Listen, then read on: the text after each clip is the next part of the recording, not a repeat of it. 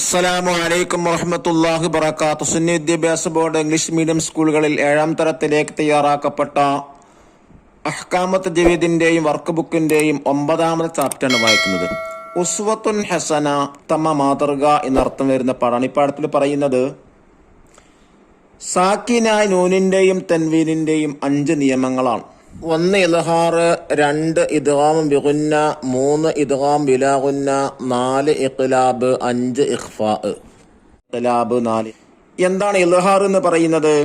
സാക്കിനായി നൂനിന്റെയോ തൻവീനിന്റെയോ ശേഷം ഹംസ, ഹാ, ഹ, ഐന്, ഗൈന്, ഖാ എന്നീ 6 ഹർഫുകളിൽ ഒന്ന് വന്നാൽ നൂനിനെയും തൻവീനും വ്യക്തമാക്കി ഉച്ചരിക്കണം. ഇതിനാണ് ഇദ്ഹാർ എന്ന് പറയുന്നത്. ഇദ്ഗാം ബിഗുന്ന എന്ന് പറഞ്ഞാൽ സാക്കിന നൂനിന്റെയോ തൻവീനിന്റെയോ ശേഷം യാ, വാവ്, മീമ്, നൂന് ഇതിൽ നിന്ന് ഏതെങ്കിലും ഒരു അക്ഷരം വന്നാൽ അവിടെ ഉന്നത്ത് ചെയ്ത് ഇദ്ഗാം ചെയ്യണം. മണിച്ചിട്ടാണ് എന്ത് ചെയ്യേണ്ടത്? 2 അക്ഷരങ്ങൾ ഇദ്ഗാം ചെയ്ത് ഓതേണ്ടത്. 3 ഇദ്ഗാം ബിലാ ഗുന്ന. ഇദ്ഗാം ബിലാ ഗുന്ന എന്ന് പറഞ്ഞാൽ സാക്കിന നൂനിന്റെയോ തൻവീനിന്റെയോ ശേഷം ലാമ്, റാ ഈ 2 അക്ഷരത്തിൽ ഒന്ന് വന്നാൽ അവിടെ ഉന്നത്ത് ചെയ്യാതെ അഥവാ മണിക്കാതെയാണ് ഇദ്ഗാം ചെയ്ത് ഓതേണ്ടത്. 4 ഇഖ്ലാബ്. ഇഖ്ലാബ് എന്ന് പറഞ്ഞാൽ സാക്കിന നൂനിന്റെയോ തൻവീനിന്റെ ശേഷം ബാ വന്നാൽ ആ നൂനിനെയോ തൻവീനിനെയോ മീമാക്കി മറിച്ചിട്ടാണ് ഓതേണ്ടത്. 5 ഇഖ്ഫാ. ഇഖ്ഫാ എന്ന് പറഞ്ഞാൽ സാക്കിന നൂനിന്റെയും തൻവീനിന്റെയും ശേഷം ഈ പറയപ്പെട്ട അക്ഷരങ്ങളല്ലാത്ത ബാക്കി 15 അക്ഷരങ്ങൾ വന്നാൽ അവിടെ മറച്ചു മണിക്കണം. അഥവാ ഇദ്ഗാം ഇഖ്ഫാവും ചെറിയ മാറ്റമുണ്ട്. രണ്ടും എന്താണ് മാറ്റം? ഇദ്ഗാം ബിഗുന്ന എന്ന് പറഞ്ഞാൽ ഗുന്നത്ത് ചെയ്തിട്ടാണ് ഓതേണ്ടത്. ഇഖ്ഫാ എന്ന് പറഞ്ഞാൽ ഗുന്നത്ത് ചെയ്യാതെയാണ് ഓതേണ്ടത്. അഥവാ ഇദ്ഗാം ബിഗുന്നയിൽ ഷദ്ദോടുകൂടെയാണ് ഉച്ചരിക്കേണ്ടത്. ഒറ്റനാട്ടത്തിൽ ഒരുപോലെയാണെങ്കിലും രണ്ടും വ്യത്യാസമുണ്ട് എന്നർത്ഥം. ഇനി നമുക്ക് പാഠം വായിക്കാൻ നോക്കൂ. وَلَئِنْ أَصَابَكُمْ فَضْلٌ مِّنَ اللَّهِ لَيَقُولَنَّ كَأَن لَّمْ تَكُن بَيْنَكُمْ وَبَيْنَهُ مَوَدَّةٌ يَا لَيْتَنِي كُنتُ مَعَهُمْ فَأَفُوزَ فَوْزًا عَظِيمًا. സാക്കിനായി നൂനിന്റെയും തൻവീനിന്റെയും 5 നിയമങ്ങളും ഉൾക്കൊണ്ടായത്താണിത്. ഇവ ആരെല്ലാം പഠിച്ചിട്ടുണ്ട്? കുട്ടികൾ എല്ലാവരും എഴുന്നേറ്റ് നിന്നു. മാഷാ അല്ലാഹ്, എല്ലാം ഓർമ്മയുണ്ടല്ലോ. മിദ്ലാജ് പറയൂ, ഏതെല്ലാമാണ് നിയമങ്ങൾ? ഇദ്ഹാർ, ഇദ്ഗാമും ബിഗുന്ന, ഇദ്ഗാമും ബിലാ ഗുന്ന, ഇഖ്ലാബ്, ഇഖ്ഫാ. ഇദ്ഹാർ എന്നാൽ എന്ത്? അവയുടെ ഹർഫുകൾ ഏവ? മുബശ്ശിർ പറയൂ. സാക്കിന നൂനിന്റെയോ തൻവീനിന്റെയോ ശേഷം ഹംസ, ഹാ, ഹ, ഐന്, ഖാ, ഗൈന് എന്നീ 6 ഹർഫുകളിൽ ഒന്ന് വന്നാൽ നൂനിനെയും തൻവീൻ വ്യക്തമാക്കി ഉച്ചരിക്കണം. ഇതിന് ഇദ്ഹാർ എന്ന് പറയുന്നു. ബാറക്കല്ലാഹു ലക്. ബാക്കിയുള്ള 4 നിയമങ്ങൾ ഓരോരുത്തരും പറയൂ. മുഹമ്മദ് സിനാൻ, ഉസ്താദെ ഒരു സംശയം ചോദിക്കൂ. ഇഖ്ഫാം ഇദ്ഗാം ബിഗുന്നയും ഒരുപോലെയല്ലേ? രണ്ടും തമ്മിൽ എന്താണ് വ്യത്യാസം? വളരെ പ്രസക്തമായ ചോദ്യമാണ് സിനാൻ ചോദിച്ചത്. ഇദ്ഗാം ബിഗുന്നയിൽ നൂനിന്റെയും തൻവീനിന്റെയും ശേഷമുള്ള അക്ഷരത്തെ ഷദ്ദോടുകൂടി ഉച്ചരിക്കണം. ഇഖ്ഫായിൽ ഷദ്ദ് വരാൻ പാടില്ല. ഒരു പദത്തിൽ ഇദ്ഗാം ബിഗുന്ന ഉണ്ടാവുകയില്ല. ദുന്യ, ഖിൻവാനുൻ, സിൻവാനുൻ, ബുന്യ ഈ പദങ്ങൾ നോക്കൂ. ഒരു പദത്തിലെ അവസാനത്തെ അക്ഷരവും അടുത്ത പദത്തിലെ ആദ്യാക്ഷരവും തമ്മിൽ ഇദ്ഗാം ബിഗുന്ന ചെയ്യൂ. എന്നാൽ ഇഖ്ഫാ ഒരു പദത്തിലും 2 പദത്തിലുമെല്ലാം ഉണ്ടാവാം. മിൻ ഖബ്ല് ഇത് 2 പദത്തിലാണ് ഇഖ്ഫാ വന്നത്. കുന്തും ഇത് ഒരു പദത്തിലാണ്. എന്നിവ ഉദാഹരണങ്ങളാണ്.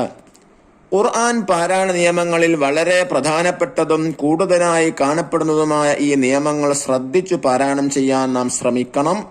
അല്ലാഹു തആല അതിന് തൗഫീഖ് നൽകട്ടെ. ആമീൻ. ദഫ്തർ ത്വാലിബ് നോക്കി തിരുബാത്തുകൾ ചെയ്യുക. അൽ ഖിറാഅത്തു വൽ ഹിഫ്ള്. 1 ആൽ ഇംറാൻ സൂറത്ത് 187 മുതൽ അവസാനം വരെ പാരായണം ചെയ്യുക.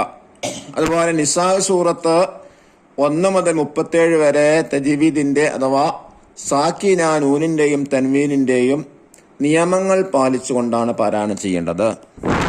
രണ്ടാമതായി കാണാതെ പഠിക്കാനാണ് യാസീൻ സൂറത്ത് 61 മുതൽ 68 വരെ, വാക്കിയ സൂറത്ത് 58 മുതൽ 62 വരെയാണ് പാരായണം കാണാതെ പഠിക്കേണ്ടത്. ഇനി നമുക്ക് ആക്ടിവിറ്റീസ് വായിക്കാം. 1 നസിൽ മാച്ച് ചെയ്യാനാണ്. അതിലൊന്ന് ഇദ്ഗാം ബിലാ ഗുന്ന ലെറ്റർ സി കഅല്ലം, 2 ഇഖ്ലാബ് ലെറ്റർ ഡി തകും ബൈനകും, 3 ഇദ്ഹാർ ലെറ്റർ എ ഫൗസൻ അലീമ, 4 ഇഖ്ഫാ ലെറ്റർ ഇ കുന്തു മഅഹും, 5 ഇദ്ഗാം ബിഗുന്ന ലെറ്റർ ബി ഫളലും മിനല്ലാഹ്. സെക്കൻഡ് ആക്ടിവിറ്റി എന്താ നോക്കൂ. നുജീബ് ഉത്തരം എഴുതാം. ഒന്നാമത്തെ ചോദ്യം എന്താണ്? ഇൽഹാർ എന്നാൽ എന്ത്?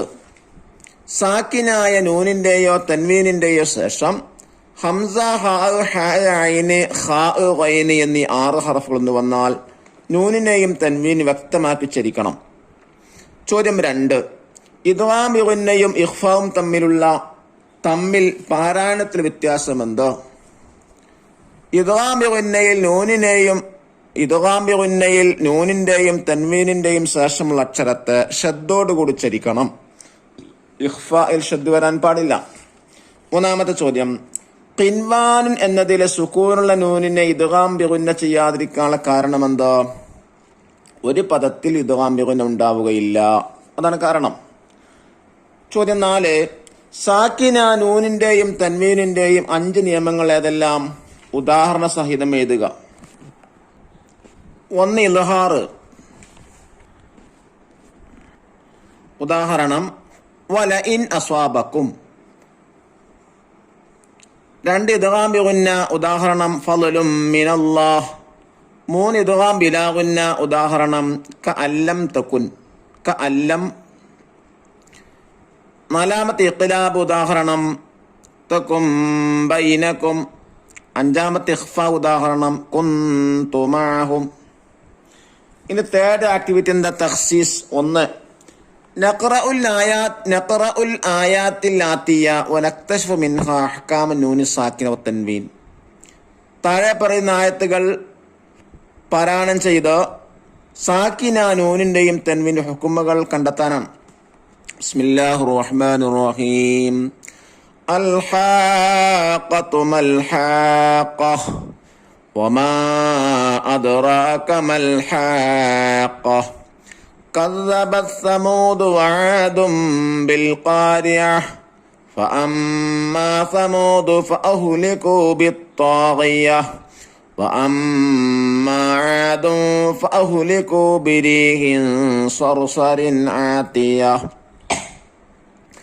سخرها عليهم 7 ليال و8 أيام حسوما فترى القوم فيها صرعى كأنهم أعجاز نخل خاوية فهل ترى لهم من باقية وجاء فرعون ومن قبله والمؤتفكات بالخاطئة فعصوا رسول ربهم فأخذهم أخذة رابية.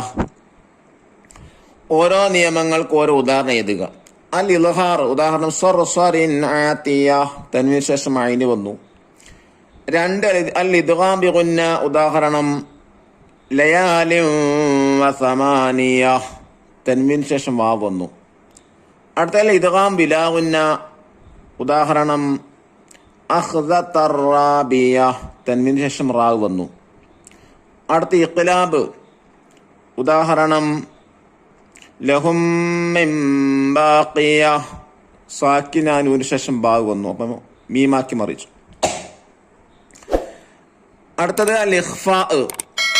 ഉദാഹരണം ഹുസൂമൻ ഫതറൽ ഖൗമ, തൻവീൻ ശേഷം ഫാ വന്നു. അല്ലാഹു തആല തജ്വീദ് നിയമങ്ങളൊക്കെ പാലിച്ച് പാരായണം ചെയ്യാൻ നമുക്ക് എല്ലാവർക്കും തൗഫീഖ് നൽകാൻ അനുഗ്രഹിക്കട്ടെ. അസ്സലാമു അലൈക്കും വറഹ്മത്തുള്ളാഹി വബറകാതുഹു.